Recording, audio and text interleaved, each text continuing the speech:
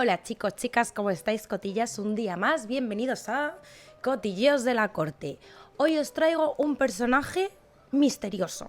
Os traigo un personaje que absolutamente todo el mundo conoce o que todo el mundo ha oído hablar de él alguna vez, pero nunca sabemos a ciencia cierta por qué este personaje es tan importante, porque hemos escuchado muchísimas cosas sobre él, hemos escuchado leyendas, mitos, misterios, hemos escuchado lo importante que es para la historia. Pues ahora, hoy venimos a descuajarlo un poquito. Os vamos a hablar de la figura de Tutankamón. Pero, ¿quién es Tutankamón y por qué es un personaje tan misterioso y que ha pasado a la historia de una forma tan oscura y tan turbia? Pues vamos a ir desde el principio. Vamos a comenzar diciendo que el antiguo Egipto fue una sociedad muy compleja que se desarrolló en torno al río Nilo, bien y que duró más o menos unos 3000 años. En estos 3000 años pasaron hasta 30 dinastías de faraones que eran tratados como verdaderos dioses terrestres. Tutankamón fue uno de los faraones de la 18ª dinastía, duró muy poquito tiempo al poder, también hay que decir, y pasó a ser llamado como el Niño Rey. No hay quien no conozca el nombre o la fama de Tutankamón, pero ¿realmente por qué? Pues realmente Tutankamón como tal no hizo prácticamente nada. Quien sí lo hizo fue su padre. Vamos a conocer la figura de su padre. Su padre fue Ecnatón, un faraón verdaderamente polémico en el antiguo Egipto, porque él pasó de una religión politeísta a una religión monoteísta. Tenemos que entender que alrededor del 1340 a.C., Egipto era una sociedad politeísta. El politeísmo es básicamente que se cree que existen varios dioses. En concreto, pues había muchos que tenían forma humana, pero había muchos otros que tenían formas de animales, ¿no? Anubis, Anukis, Osiris, Isi, Ibis, bueno, cantidad ingesta de todos estos dioses y de esta sociedad politeísta. Que cada dios tenía sus propios sacerdotes y los sacerdotes de cada dios tenían muchísimo poder. Así que el poder realmente de esta dinastía se dividía en todas esas voces y el faraón se dio cuenta de que eso no podía ser, de que el poder debía de estar sujeto a una única estructura. Así que decide pasar del politeísmo al monoteísmo. Existía un único dios. Ese único dios se iba a llamar Atón, que era básicamente una deidad solar en forma de disco y que se llamaba Atón porque él se llamaba Akenatón, un tío modesto, el señor. Esto causó mucho revuelo social. Obviamente, vamos a entender que de pasar de una sociedad politeísta, pues la gente la gente creía en esos dioses. Ahora le coge el faraón y dice, no, dejar de creer en todos vuestros dioses, vais a creer en un único dios que se va a llamar Atón, que va a ser una deidad solar que no va a tener ni forma ni siquiera y que va a ser el dios del sol y todo el poder se concentra en este señor. Encima, el reino de Akenatón tenía muchos conflictos también bélicos con Siria, así que la cosa no estaba bien. Había problemas sociales, problemas bélicos, la gente estaba descontenta, crispación social, y es que encima el faraón va y la palma, la diña, y deja el reino pues en una situación de caos, de estrés. Llega un proceso de regencia. En este proceso de regencia quien lo va a tomar va a ser Nefertiti. No vamos a hablar mucho de esta mujer porque ya haremos un vídeo de ella en concreto porque tiene mucho que contar. Y después de este periodo de regencia va a subir al poder su hijo, el hijo de Akenatón. El hijo de Akenatón en realidad se llamaba Tutanatón porque era la viva imagen del dios Atón. O sea, no Tutankamón, era Tutanatón. ¿Qué sucede con este señor? Este niño llega al poder con tan solo 9 años y va a tener dos figuras a su lado que van a ser realmente los consejeros de este niño. Porque claro, este niño, entenderme, este niño tampoco sabía gobernar, ¿no? A ver, ya tiene que ser difícil gobernar, pues pone un niño de 9 años al poder. Pues mal. Estos dos consejeros reales van a ser Orenger y Ay. Ay le propone a Tutanatón que vuelvan al politeísmo inicial para intentar así que el pueblo que estaba en esa crispación social se calmase un poco, que todo volviese un poco a su cauce. Así que le pide volver al politeísmo inicial y dejar de lado el monoteísmo que había implantado su padre. A ver, yo me imagino este niño de 9 años que su consejero le dice esto, me dice, pues haz tú lo que te dé la gana, vamos a volver a lo que tú quieras. Y pasa a llamarse Tutankamón, porque claro, no podía llamarse Tutanatón, que era el dios que había impuesto su padre, ¿no? Tenía que llamarse como uno de los dioses que existían anteriormente, y ese dios va a ser Amón, Tutankamón. Así que ya tenemos a la figura de Tutankamón, este niño de 9 años que empieza a gobernar un reinado encrispado que le deja a su padre. ¿Qué le dio tiempo a hacer a Tutankamón en este mundo? Prácticamente nada, porque este niño muere muy jovencito. Este chico a los 18, 19 años termina por fallecer. Y el que pasa a gobernar después de él va a ser uno de sus consejeros. El consejero Ay es el que toma el poder. Tutankamón fallece pronto, fallece sin descendencia y claro, quien pasa a gobernar ahora el reino va a ser su consejero Ay. Su consejero Ay además tampoco tenía sangre real, entonces era como un poco un pifostio todo aquello, pero lo curioso de esta historia, que aquí es donde empieza a ponerse todo un poquito extraño, es que lo entierran de forma muy rápida, de una forma muy extraña. También tenemos que entender que los enterramientos se fraguaban en cuestión de años. O sea, se tardaban años en crear una tumba, en generar un enterramiento digno para un faraón.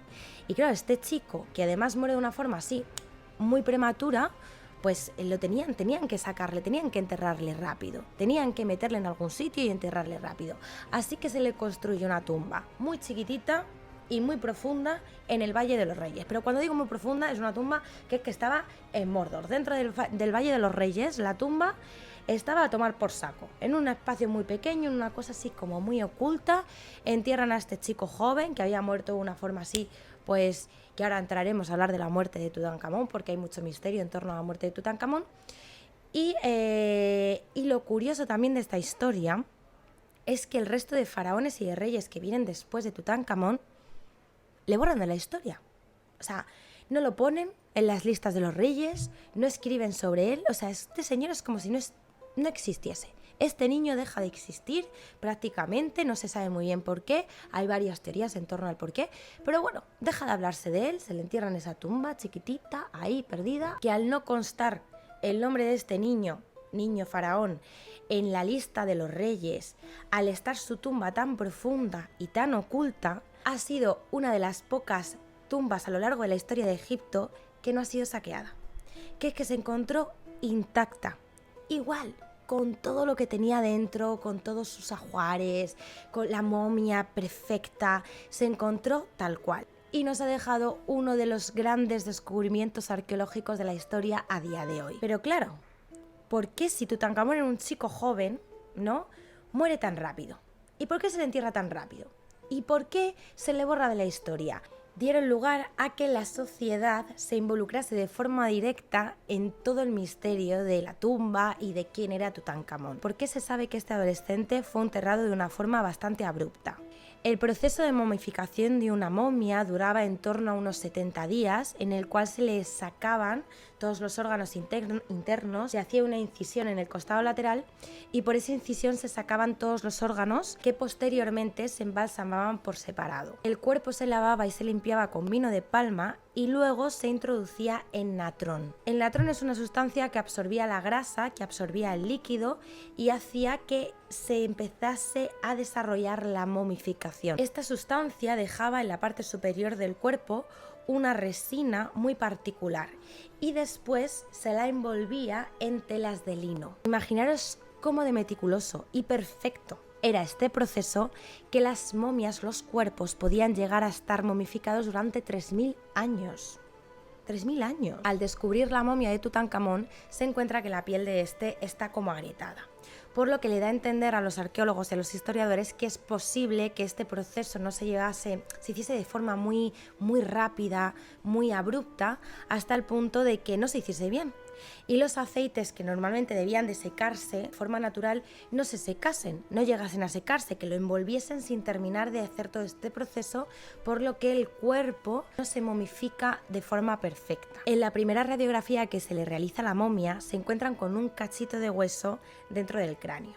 Claro, Aquí empezó a especularse con que realmente pudiese ser que Tutankamón había sido asesinado por un golpe en la cabeza. Esta teoría corre como la pólvora en los medios de comunicación, donde se empieza a especular, se empieza a hacer toda una historia, una trama en torno a la muerte de ese joven, de Tutankamón, que había encontrado la tumba oculta llena de cosas. Por lo tanto, era una verdadera novela histórica, un verdadero cotilleo de trama y de usurpación dentro del antiguo Egipto. Pero la realidad es que esa radiografía tampoco daba muchísima información. Así que con el tiempo decidieron hacerle al cuerpo todo un escáner y una tomografía computarizada. Esto que acabo de decir, que suena así como muy técnico, es básicamente el escáner que te hacen a ti en el hospital cuando te pasa algo. Con esta técnica podemos obtener una imagen del cuerpo muchísimo mejor, muchísimo más nítida y además sin tener que manipularlo y sin tener que quitarle las propias vendas. En este escáner lo que se encuentra es que Tutankamón tenía los dientes desviados, que es posible y es probable, aunque realmente no se pueda llegar a saber al 100%, que pudiese tener malformaciones físicas, alguna especie de cojera, lo que además tendría sentido porque en la propia tumba de Tutankamón se encontraron bastones. Así que esto podría llegar a tener lógica, pero lo que sí se determina al 100% es que Tutankamón no fallece por un golpe en la cabeza. No hay golpe en el cráneo, no hay golpe en la cabeza, eso no parece, no tiene pinta, no se sabe, pero no parece que fuese un asesinato. Dicen que el hueso que se encontró, que realmente el hueso estaba allí, probablemente llegó dentro del cráneo, porque al realizarle el proceso de momificación es posible que al meter las sustancias por dentro del tabique nasal, un cachito del tabique nasal se hubiese podido desviar dentro de la cabeza de Tutankamón, pero que no fue asesinado. Durante mucho tiempo también se llegó a pensar que es probable que Tutankamón hubiese tenido un accidente, que se hubiese caído del caballo. Hay quien dice también, ¿no?, que a lo mejor lo atropelló un hipopótamo, porque se habían encontrado varias fracturas en su cuerpo. Lo que pasa es que las fracturas de Tutankamón básicamente eran por toda la manipulación que había tenido la momia durante 100 años. Se encontraron huesos rotos, faltaban costillas, faltaba una clavícula, bueno. Lo que sí se encuentra en el cuerpo de la momia es una herida en la pierna. Y es que además se sabe que esta herida la tenía antes del proceso de momificación. ¿Y por qué? Básicamente porque había sustancias dentro del hueso. Por lo tanto, debe ser que esta herida estaba abierta antes del proceso de momificación. Esto abre la posibilidad de que probablemente Tutankamón se pudiese morir por una infección, básicamente por una septicemia. Ahora tenemos antibióticos, tenemos de todo, pero en el antiguo Egipto una herida podía matarte. En resumen, todo lo que sabemos de por qué narices muere Tutankamón es poco, porque no se puede determinar por su cuerpo cómo narices se muere Tutankamón. No se sabe. A día de hoy no se puede saber, hay varias teorías del por qué, pero no se puede saber a ciencia cierta. Podría haber sido la caída de un caballo y se hizo una herida en la pierna y una septicemia. Sí. Se podría haber dado un golpe con la pata a una mesa. También. ¿Podría haberse muerto atragantado? Pues podría haberse muerto atragantado. ¿Podría haberse muerto por una gripe? Pues por una gripe. También se puede decir que fue por malaria. Podrían haber sido 1000 cosas diferentes. Lo que pasa es que es cierto que en torno a una figura tan, entendámonos, bonita como puede ser ese faraón de Egipto que se le encuentra con todas sus cosas, su sarcófago cerrado, se quiere mitificar. La muerte de Tutankamón en el fondo se intenta mitificar. Y ahora vamos a ir a lo que a todo el mundo le interesa, que es la maldición de Tutankamón. ¿De dónde y a cuento de qué aparece la maldición de este faraón? Hay que entender que los europeos siempre han tenido una debilidad con Grecia y con Roma respecto a las artes clásicas, pero en realidad Egipto siempre se ha visto como algo bruto, algo vulgar quizás. Esto cambia en 1798 con la conquista de Napoleón Bonaparte de Egipto, que es en este momento cuando llega la verdadera egiptomanía.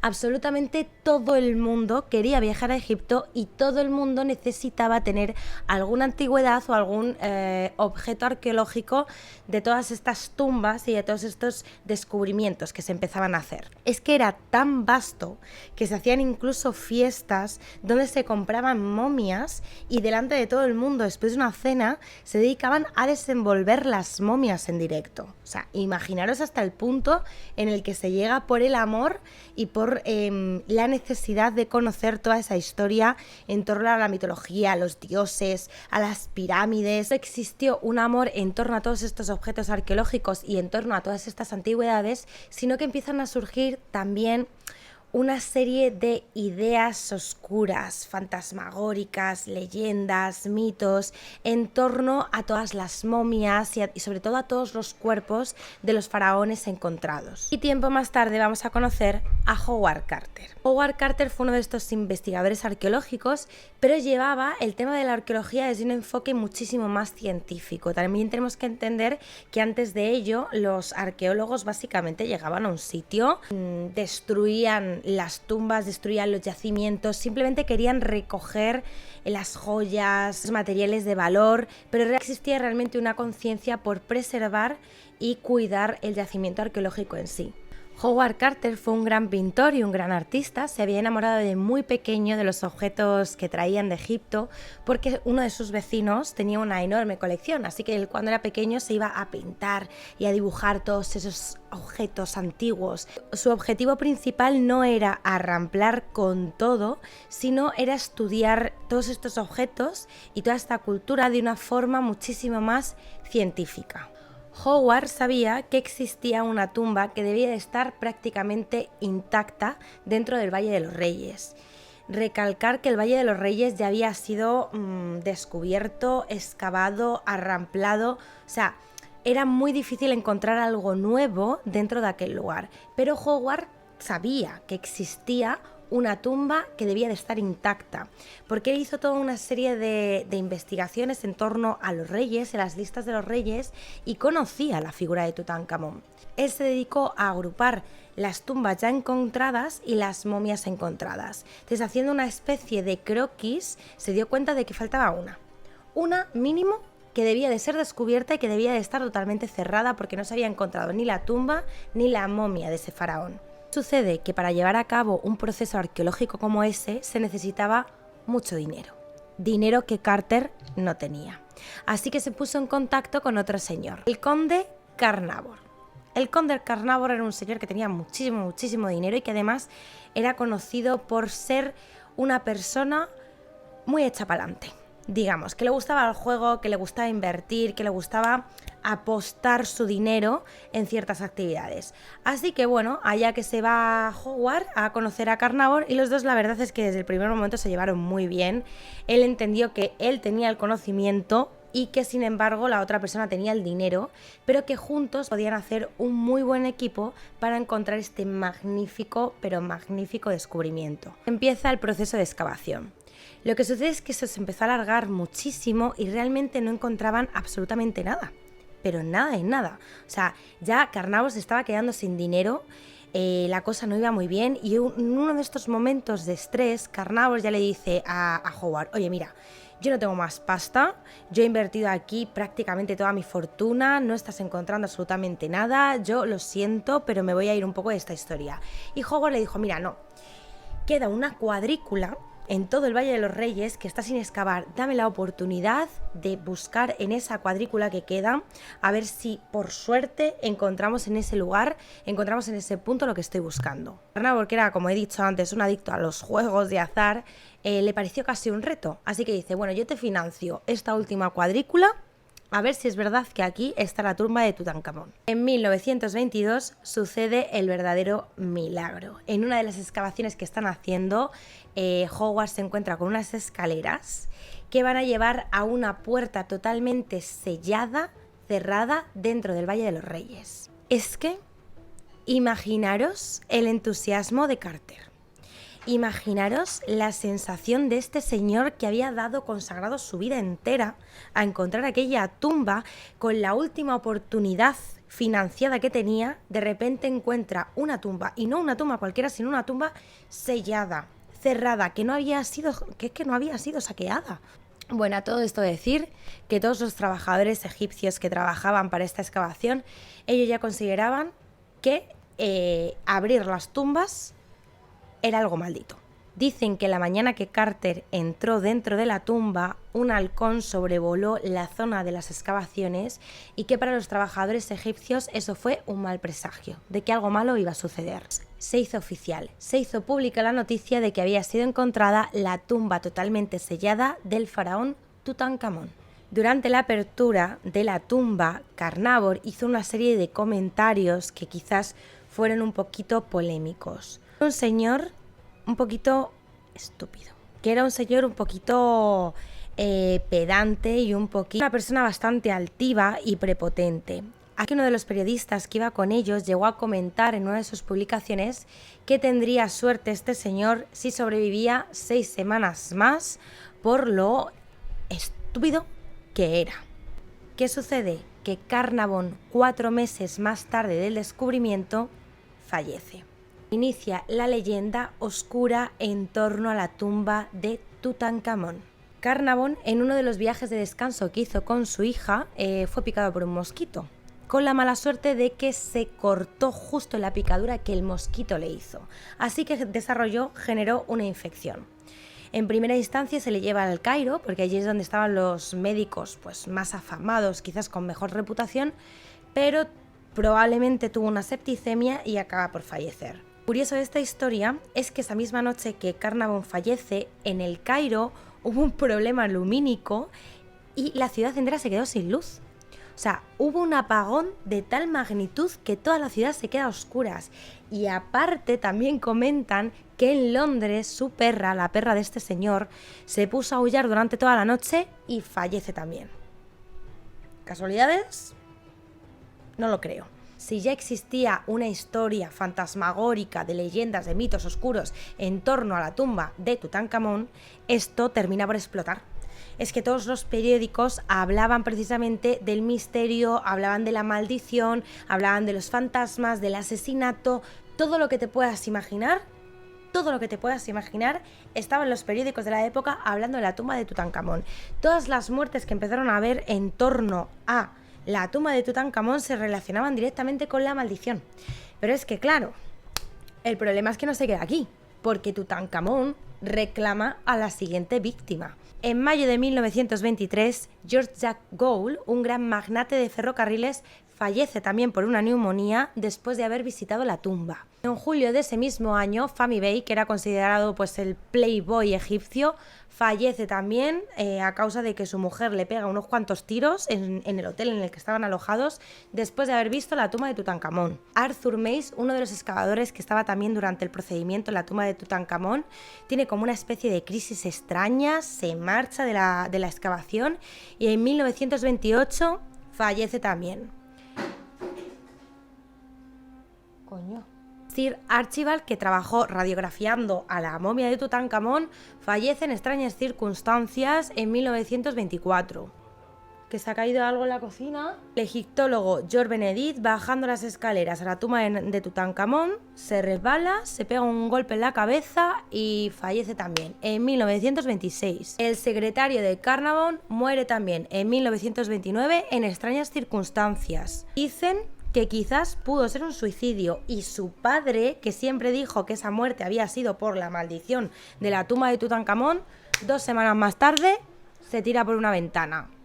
La cosa es que, claro, llegó un momento que es que todo el mundo estaba especulando, todo el mundo decía que aquí pasaba algo que no era normal, que era raro, que tantas muertes en torno a un mismo lugar, a una misma cosa, y ya no solo se relacionaban a las personas que habían fallecido, que habían estado en la tumba, sino que toda persona que se relacionaba de alguna forma con la imagen de Tutankamón, pues yo qué sé, que has leído un periódico, estabas leyendo un artículo de Tutankamón, te cae una farola en la cabeza y te mata, también se relacionaba con el misterio y con la maldición de este señor. El historiador y egiptólogo Herbert Willow hizo todo un estudio en torno a las personas que habían entrado dentro de la tumba y cuántas de ellas habían muerto, porque quería desmitificar quizás o quitar todo este halo turbio que se había generado en torno a la excavación de la tumba de Tutankamón. Y llegó a la conclusión de que estadísticamente todas las personas que habían estado por ahí dentro, más las que habían fallecido, no era un número ni de lejos alarmante, sino que era una cifra totalmente normal. Es más, el propio Carter fallece por causas naturales a los 60 años. Lo cierto es que creas o no en el misterio de la tumba de Tutankamón, que creas o no en el asesinato, de la muerte de este chico o de todo lo oscuro que se genera en torno a este descubrimiento, no deja de ser increíble que una figura que, aunque no pudo hacer grandes cosas en vida, sí que ha podido marcar la historia después de su muerte. Así que ya lo sabes, cotillas, si te ha gustado esta historia, síguenos y sobre todo danos a like porque a ti no te cuesta nada y a nosotros nos haces un gran favor para que el canal se pueda seguir manteniendo en Cotilleos de la Corte.